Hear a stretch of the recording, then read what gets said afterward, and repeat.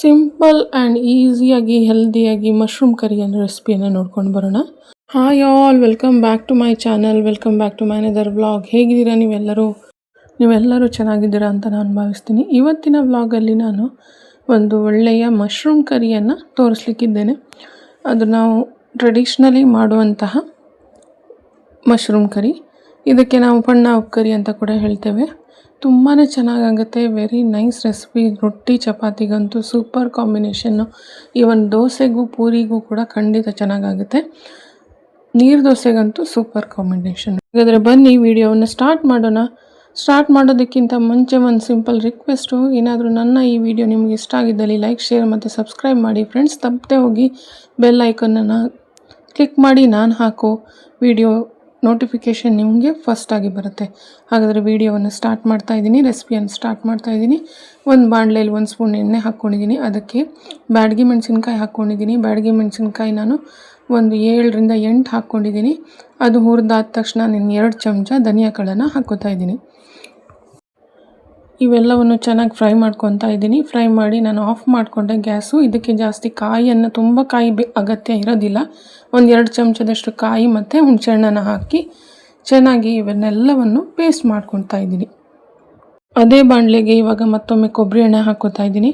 ಎಣ್ಣೆ ಕಾದ ನಂತರ ಇದಕ್ಕೆ ಇವಾಗ 1/2 ಚಮಚದಷ್ಟು ಸಾಸಿವೆಯನ್ನು ಹಾಕಬೇಕು.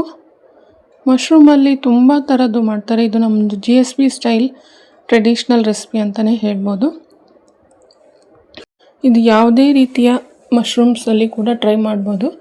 ಇವಾಗ ಸಾಸಿವೆ ಹಾಕ್ಕೊಂಡಿದ್ದೀನಿ 1/2 ಚಮಚದಷ್ಟು. ಇದು ಚಟಪಟ ಅಂದ ಮೇಲೆ ನಾವು ಈರುಳ್ಳಿಯನ್ನು ಹಾಕೋತಾ ಇದ್ದೀನಿ. ಒಂದು ದೊಡ್ಡ ಈರುಳ್ಳಿಯನ್ನು ತೊಗೊಂಡಿದ್ದೀನಿ. ಈರುಳ್ಳಿಯನ್ನು ಚೆನ್ನಾಗಿ ಕಟ್ ಮಾಡಿ ಇದನ್ನು ಹಾಕ್ತಾಯಿದ್ದೀನಿ. ಈರುಳ್ಳಿ ಹೊಂಬಣ್ಣ ಬರೋವರೆಗೂ ಚೆನ್ನಾಗಿ ಹುರ್ಕೋಬೇಕು. ಹಸಿ ವಾಸನೆ ಹೋಗೋವರೆಗೂ ಇದನ್ನು ಚೆನ್ನಾಗಿ ಹುರ್ಕೊಳ್ಳಿ. ನೋಡಿ ಎಷ್ಟು ಚೆನ್ನಾಗಿ ಲೈಟ್ ಪಿಂಕ್ ಆಗಿದೆ. ತುಂಬ ಬ್ರೌನ್ ಮಾಡುವಂತಹ ಅವಶ್ಯಕತೆ ಇಲ್ಲ. ಇವೆಲ್ಲವನ್ನು ಫ್ರೈ ಆದಮೇಲೆ ಈಗ ನಾನು ಮಶ್ರೂಮನ್ನು ಹಾಕ್ಕೊಡ್ತಾ ಇದ್ದೀನಿ. ಮಶ್ರೂಮ್ ಒಂದು 3 ಬಾಕ್ಸ್ ತೊಗೊಂಡಿದ್ದೀನಿ ನಾನು, ಯಾಕಂದರೆ ಅದು ಶ್ರಿಂಕ್ ಆಗುತ್ತೆ ನೀವು ಹುರಿದಾಗ.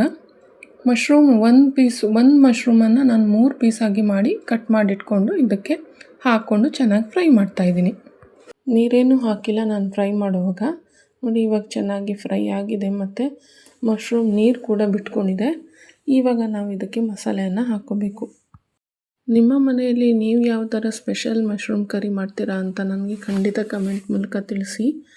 ಇವಾಗ ರುಬ್ಬಿಟ್ಕೊಂಡಿರುವ ಮಸಾಲೆಯನ್ನು ಇದಕ್ಕೆ ಹಾಕ್ಕೊಳ್ಳೋಣ. ಇದಕ್ಕೆ ನಾನು 2 ಚಮಚ ಕಾಯಿ ಹಾಕಿಕೊಂಡು ರುಬ್ಕೊಂಡಿದ್ದು. ಕೆಲವರಿಗೆ ಕಾಯಿ ಇಷ್ಟ ಇಲ್ಲ ಅಂದರೆ ಬರೀ ಕಾಯಿ ಸ್ಕಿಪ್ ಮಾಡಿ ರುಬ್ಕೊಂಡು ಮಾಡ್ಬೋದು. ಇವಾಗ ನಾನು ಎಷ್ಟು ಬೇಕೋ ಅಷ್ಟು ಒಂದು ಅರ್ಧ ಲೋಟದಷ್ಟು ನೀರನ್ನು ಹಾಕಿ ಕನ್ಸಿಸ್ಟೆನ್ಸಿಯನ್ನು ನೋಡಿಕೊಂಡು ಇವಾಗ ಇದನ್ನು ಮಿಕ್ಸ್ ಮಾಡ್ತಾಯಿದ್ದೀನಿ. ರುಚಿಗೆ ತಕ್ಕಷ್ಟು ಉಪ್ಪನ್ನು ಹಾಕ್ಕೋಬೇಕು. ಡ್ರೈ ಆಗಿ ಸಬ್ಜಿ ಬೇಕು ಅಂದರೆ ಸ್ವಲ್ಪ ಡ್ರೈ ಆಗಿ ಇಟ್ಕೊಳ್ಳಿ. ನಾವು ಇದು ಅನ್ನಕ್ಕೆ ಕಲಿಸ್ಕೊಳ್ಳುವ ರೀತಿಯಲ್ಲಿ ನಾನು ಕನ್ಸಿಸ್ಟೆನ್ಸಿಯನ್ನು ನೋಡ್ಕೊಂಡಿದ್ದೇನೆ. ಇವಾಗ ಇದಕ್ಕೆ ಚೆನ್ನಾಗಿ ಕುದಿಯುತ್ತಾ ಬರಬೇಕು. ಇದು ಮುಚ್ಚಿ ನಾವು ಇದನ್ನು ಬೇಯಿಸೋಣ. 2-3 ನಿಮಿಷ ಇದನ್ನು ಮುಚ್ಚಿ ನಾವು ಇದಕ್ಕೆ ಬೇಯಿಸಬೇಕು. 5 ಮಿನಿಟ್ಸ್ ಆಯಿತು. ನೋಡಿ ಎಲ್ಲ ಮಸಾಲೆ ಮತ್ತು ಮಶ್ರೂಮ್ ಎಲ್ಲ ಚೆನ್ನಾಗಿ ಬೆಂದಿದೆ. ಎಷ್ಟು ಚೆನ್ನಾಗಿ ಕಲರ್ ಕೂಡ ಬಂದಿದೆ. ಡಿಲಿಷಿಯಸ್ ಮಶ್ರೂಮ್ ಕರಿ ರೆಡಿಯಾಗಿದೆ. ನೀವು ಇದನ್ನು ಖಂಡಿತ ಟ್ರೈ ಮಾಡ್ತೀರಾ ಅಂತ ನಾನು ಭಾವಿಸ್ತೀನಿ. ನಿಮಗೆ ಇಷ್ಟ ಆಗಿದ್ದಲ್ಲಿ ಲೈಕ್ ಮಾಡಿ ಮತ್ತು ಕಮೆಂಟ್ ಮಾಡಿ. ಇವಾಗ ನಾನು ಲಂಚ್ ಬಾಕ್ಸನ್ನು ಪ್ಯಾಕ್ ಮಾಡ್ತಾಯಿದ್ದೀನಿ ನನ್ನ ಮಗನಿಗೆ.